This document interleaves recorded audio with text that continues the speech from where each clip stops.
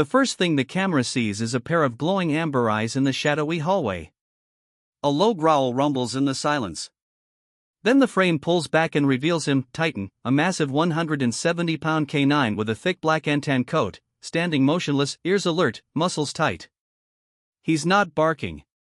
He's waiting. What's he waiting for? That's where the story begins.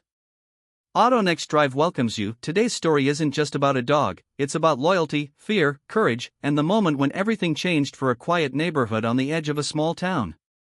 Titan wasn't your average dog. He had been trained with the police K9 unit but never made it to active duty due to a back injury when he was still young. Instead of being retired early and forgotten, he was adopted by a man named Jason Merrick, a 41-year-old single dad with a military background and two kids, Alyssa, 13, and Noah, 10. They moved to this suburban neighborhood just outside Charleston, South Carolina, looking for peace, healing, and a sense of belonging. Jason's wife had passed away 2 years earlier in a car crash, and the weight of grief still hung over the family like heavy fog. Titan became more than a pet. He was a guardian. A presence. He never let anyone too close to the house without Jason knowing. Every mailman, every delivery person, even the neighbors on morning jogs, Titan watched them. But he wasn't aggressive. Just vigilant.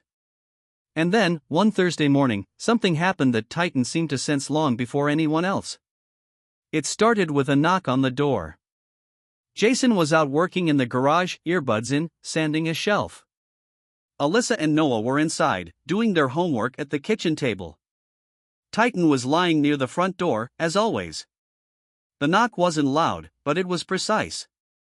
3 sharp raps.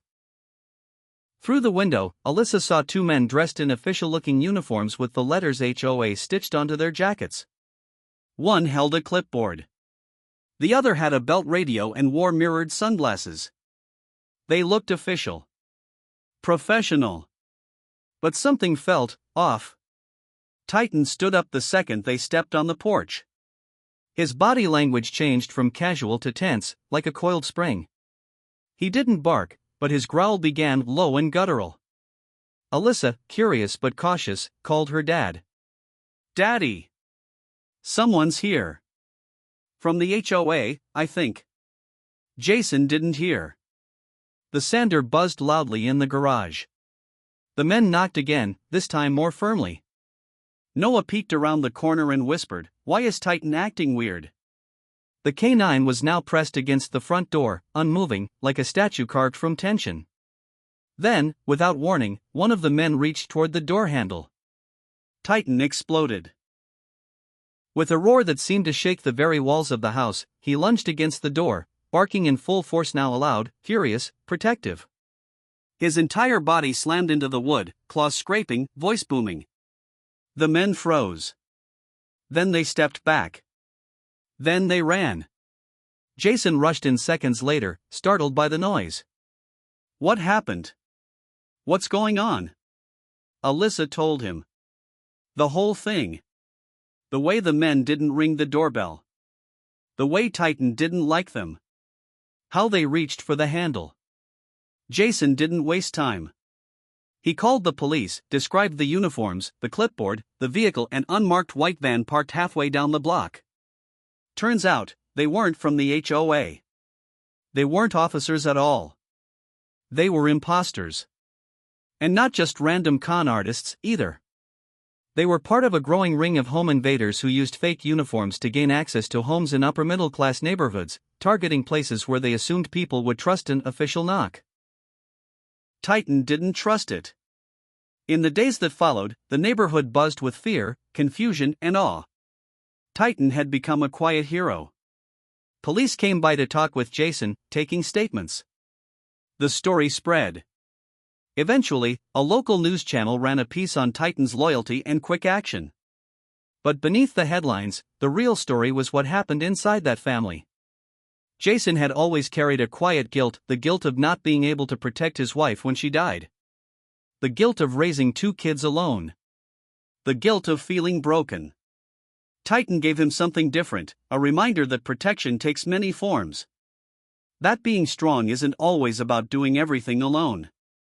Sometimes, it's about trusting others to stand with you, whether it's a neighbor, a child, or a 170-pound dog who refuses to let danger walk through the door. For Alyssa, Titan became more than a pet. He was safety in a world that had felt scary since her mother passed. She started writing stories about him at school, turning her grief into bravery. Noah stopped having nightmares. Jason started sleeping through the night. Weeks passed.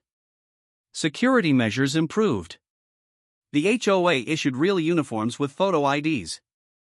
New neighbors learned about Titan before they even moved in.